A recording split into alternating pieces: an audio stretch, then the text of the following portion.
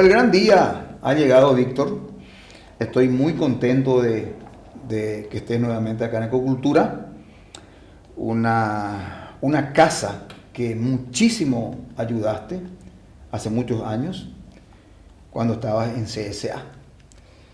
Y justamente esta frase que hace el nombre de tu libro, tu nuevo libro, cuesta caro ser pobre, yo le veo un nombre tremendamente importante y que a mí me da otros puntos de vista. A lo mejor no coinciden exactamente con lo que está en el libro, pero realmente ser pobre perjudica no solamente a la persona, al país mismo donde vive ese pobre.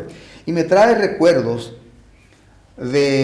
ante todos estos problemas que están ocurriendo con los vecinos, que tendría que haber algo que se llama humanidad que maneje a las personas por encima solamente de los negocios y el dinero. Recuerdo que Paraguay fue un país rico, poderoso, independiente, sí, que causaba envidia probablemente, no solamente con los vecinos, sino que también allá en Europa. Entonces,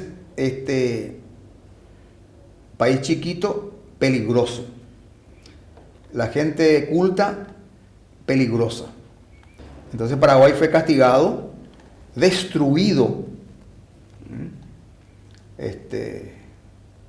por países vecinos, y también, yo le llamo también una cuádruple alianza con la presencia de los británicos, ¿verdad?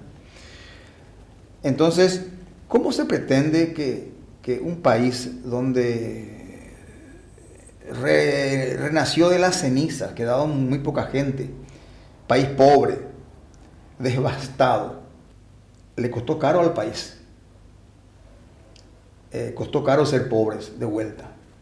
Entonces, me mostraste tu libro, Víctor, y vamos a escucharte realmente sobre cuesta caro ser pobre.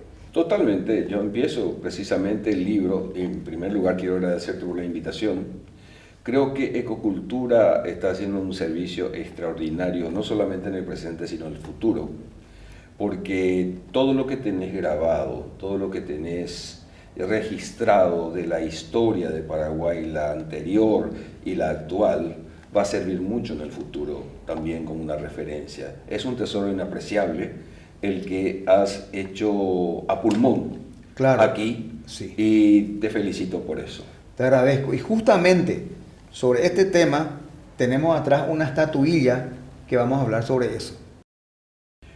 Estoy enterado del Premio Raíces, que es la segunda vez que lo recibe Ecocultura, y me parece muy apropiado porque resulta un esfuerzo extraordinario el que se hace desde Ecocultura y concretamente por la persona del compañero Raúl, que hace que aquí quede registrada una gran parte de la historia. Es impresionante la cantidad de videos, la cantidad de archivos que tiene y que va a ser material de consulta, y ya es material de consulta desde hace tiempo. Incluso algunos canales de televisión que han tomado esos documentos y lo han publicado como suyos, pero lo que va registrando es inapreciable, es un tesoro que debe ser cuidado y debe ser mantenido. Entonces, vuelvo a felicitar por eso. Y quiero empezar con tu pregunta, Raúl, el tema de que cuesta caro ser pobre. Precisamente yo empiezo el libro con una definición de lo que es el orden. El orden, decía San Agustín, y esto lo traigo de un libro de un analista internacional que se llama Hedley Bull, es un australiano, un profesor australiano. Él dice que transcribe lo que dice San Agustín y dice que el orden es la mejor disposición de las cosas colocadas entre sí de la manera más conveniente. ¿Conveniente para quién? Conveniente para quien realiza el orden. O sea, uno ordena su casa como mejor le conviene. Y así funciona también el mundo. El mundo es organizado y ordenado por la voluntad de quienes dominan, y esos han sido los europeos tradicionalmente, desde que conocemos la historia de la colonización, etc. Y se han disputado entre ellos y han decidido la suerte de muchos países del sur, entre ellos el nuestro, pero han decidido la suerte de continentes, en el Asia, en África, en las Américas, y han resultado esas colonizaciones en el empobrecimiento de mucha gente. Fíjate lo que hoy es, por ejemplo, África, con todos esos problemas, esos conflictos que tiene, esas guerras que existen, y solamente se publica sobre la guerra de Ucrania. Y sin embargo, ¿cuántos muertos hay en Yemen, por ejemplo, en este momento, que no está en África, está en Asia? Pero eso es un producto de un enfrentamiento entre Irán y Arabia Saudita. Y nadie habla de eso. Más de 400.000 muertos ya se registraron en ese conflicto. Los daños al medio ambiente en África que hacen que ahora masivamente los africanos busquen llegar a Europa, y son contenidos en las fronteras europeas porque no quieren que se entre a ese territorio europeo. Es un empobrecimiento forzoso que han provocado las colonizaciones y que deben ser resueltos con un nuevo orden internacional, un nuevo orden que debe ser establecido de forma democrática, porque generalmente nos dicen a nosotros... Con mucha humanidad sobre todo. Con mucha humanidad, claro. ¿Por qué? Porque generalmente nos dicen a nosotros que nuestros países deben ser democráticos. Sí, deben ser democráticos y hay que pelear para que haya democracia en nuestros países.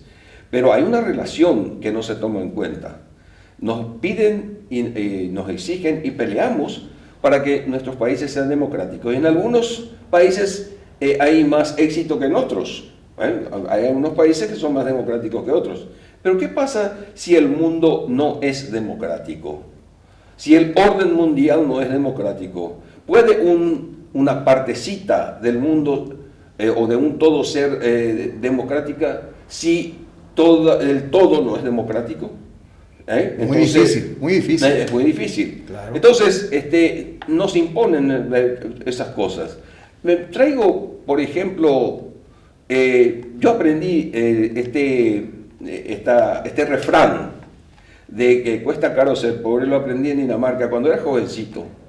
Y empecé a reflexionar. Y realmente cuesta caro en muchas cosas. Porque ser pobre no significa solamente la imposibilidad de tener, significa también la imposibilidad de ser. Claro. O sea, yo puedo enfermarme y si soy pobre puedo morirme. Puedo ser pobre y pueden darme el futuro que tengo o que puedo llegar a tener por la sencilla razón de que no tengo los medios para estudiar, para alfabetizarme, etcétera, etcétera. Hay futuros empeñados, hay situaciones de miseria humana producidas por la pobreza que no son necesarias, porque la pobreza no es una cuestión natural. La pobreza es producida, es provocada. Claro. Entonces, si en este momento tienes en el mundo... Sería entonces el poder del hombre sobre el hombre. Exacto. Que influye en eso. Porque es la explotación. Claro. Es por la explotación Sí. de alguna parte. Por ejemplo, para hablar de otro continente, en 1885 las potencias europeas se reunieron en Berlín para dividirse África, sin ninguna consulta con las poblaciones africanas. Claro. Y se dividieron. No eran importantes y nos siguen siendo importantes. Sí, pero ¿sabes qué? Sobre todo, ellos creían que que nos estaban civilizando. Y que nosotros, y hasta ahora muchos sectores como Vox, por ejemplo, en la política española, siguen sosteniendo que ellos nos ayudaron y nos liberaron y nos civilizaron, y que nosotros les debemos mucho a los europeos por eso. Y yo creo que trajeron una civilización. Y si me permitís voy a contar una anécdota Claro. que hace un gran estadista nuestro que era Eusebio Ayala. Y esta anécdota... Tío, abuelo mío. ¿Ah, sí? Sí. Bueno, y esta anécdota me la contó el doctor Francisco Sosa Jovellanos, que era secretario privado de él durante la guerra.